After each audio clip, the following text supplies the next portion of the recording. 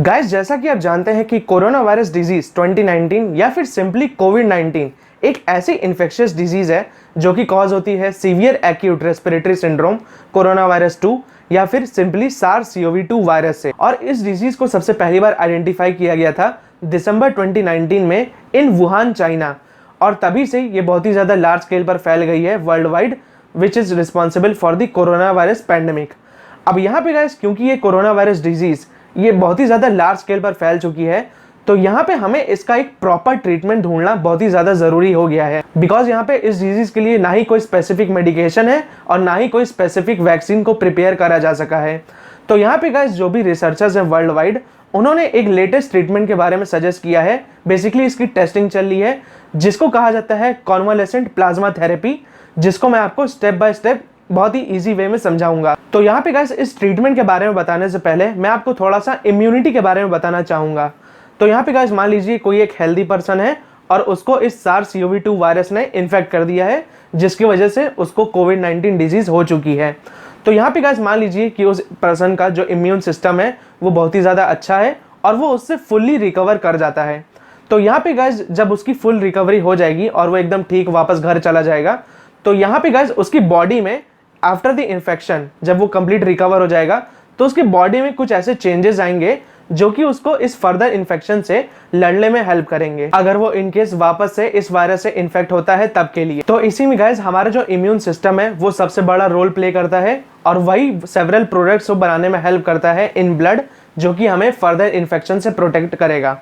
तो यहाँ पे गाइस, इन प्रोडक्ट्स को कहा जाता है एंटीबॉडीज। तो यहीं से गाइस, अब हम इस कॉन्वालेसेंट प्लाज्मा थेरेपी के इस ट्रीटमेंट को परफॉर्म कर सकते हैं, जो कि बहुत ही ज़्यादा सिंपल है।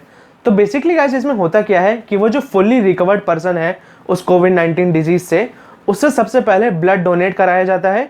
फिर इसके बाद गाइस, यहाँ पे होता क्या है कि उस ब्लड में से प्लाज्मा को सेपरेट किया जाता है, which is the straw yellow part of the blood.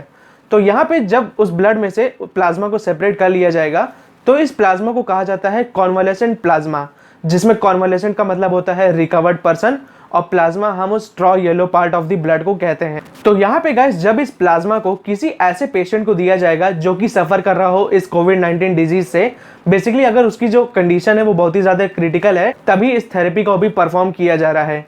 तो यहाँ पे गाइस, जब इस प्लाज्मा को दिया जाएगा उस पेशेंट को, तो जो उस प्लाज्मा में जो एंटीबॉडीज प्रेजेंट है वो उस पेशेंट को हेल्प करेगी टू फाइट अगेंस्ट कोविड-19 डिजीज।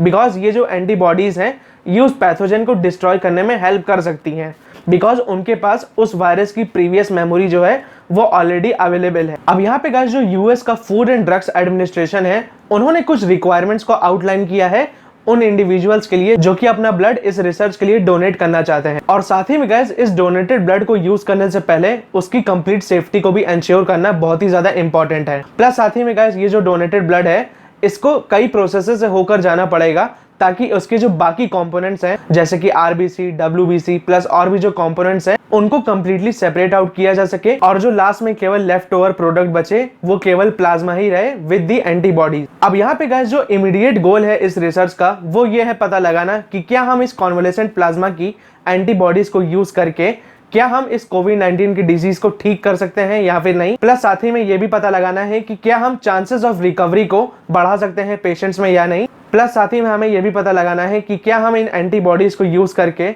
जो चांसेस ऑफ रिकवरी है उसको इंप्रूव कर सकते हैं या फिर नहीं। तो यहाँ पे गाइस, इसी में हमें देखना पड़ेगा कि इस कॉन्वालेसेंट प्लाज्मा थेरेपी के ट्रीटमेंट में क्या डेवलपमेंट्स आती हैं आने वाले समय में। तो गाइस, फिलहाल ये वीडियो में इतना ही। अगर आपको ये वीडियो अच्छा लगे तो प्लीज इस वीडियो को लाइक कीजिए और चैनल को सब्सक्राइब कीजिए। Thanks for watching.